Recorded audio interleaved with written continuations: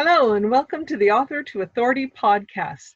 I am Juanita Wootton-Radko, podcast host and grammar guru, with another Writer's Workshop. The Writer's Workshop features shorter episodes that focus on the nuts and bolts of the writing process.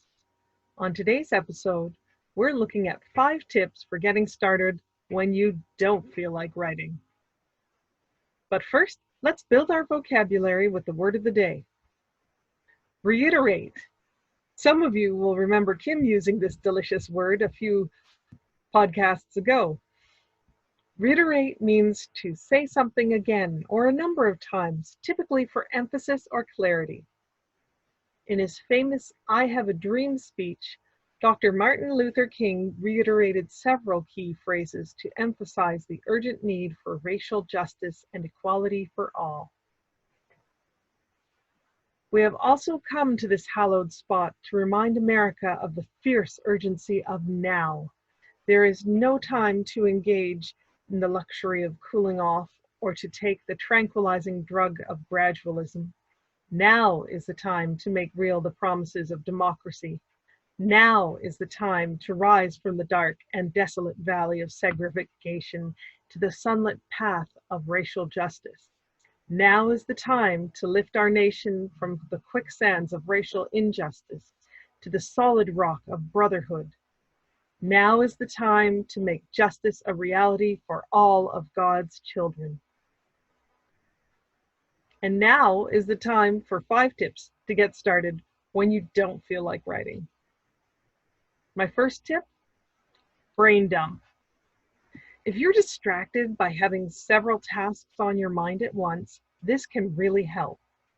If you haven't heard it by now, multitasking is a myth.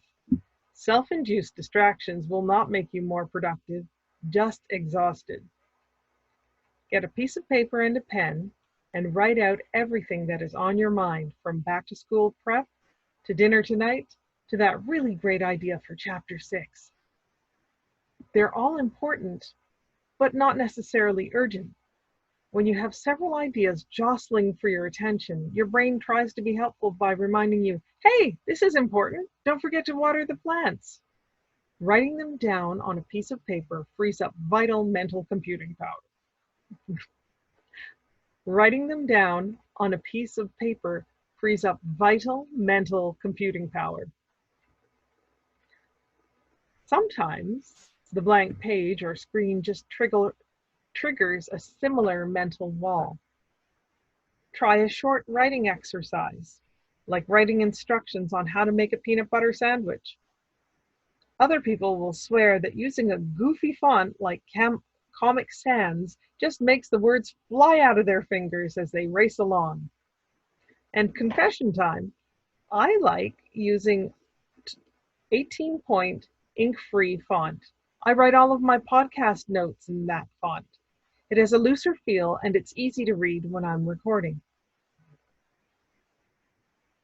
Tip number 3, mind map to collect your ideas. A mind map is similar to a brain dump where you're writing on paper, but this is restricted to a single topic. If you were writing about birds, a mind map would help you to narrow down the topics you want to cover, like flight, nests, and eggs. Since the mind map is such a useful tool, I'll come back to it in a future episode so I can explore it more fully.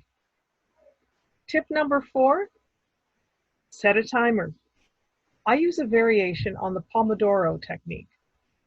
I set a timer on my iPhone for about 21 to 23 minutes. It's not a very long time, so I can tell myself, you just have to work until the timer goes off. You can handle this for 20 minutes. Usually, I find that my initial resistance was more to getting started rather than actually doing the work. This happens with my housework too, especially the dishes. A timer helps. I usually work in sets of 2 or 3 on and then take 1 equal length break. Most often, I get in the zone, but occasionally, if I just can't concentrate, after 20 minutes, this tells me that I need to rehydrate, get a change of scenery, or even take a 20-minute nap to power up again. It's time for a break. Finally, tip number 5, my secret weapon, work backwards. This is a trick that I learned from one of my music teachers, Rick Blechta, who's also a published author too. Hiya, Rick. When I was having difficulty playing a tricky piece, he would have me start a few lines from the finish. I would practice those patterns until they were comfortable and then try the whole piece from the beginning. Many times, the tricky part would fall into place as if by magic. Similarly, sometimes it's easier to write if you go to the end of the chapter and write your summary and conclusion. You may find that the section that was causing you problems earlier has become easier to handle. So the next time you're having trouble getting started or you're battling writer's block, consider trying one or more of the following tips. First, clearing your mind with a brain dump. Second, try a writing exercise to warm up. Third, make a mind map to give you fresh ideas. Set a timer. And finally, try working backwards. Writing isn't always easy, but hang in there and stick with it. It's all part of the process that gets you to your final goal, a finished book that shares your message with the world. That's it for today's Writer's Workshop. I'm Juanita Wootton-Radko. Thank you for joining me on the Author to Authority podcast.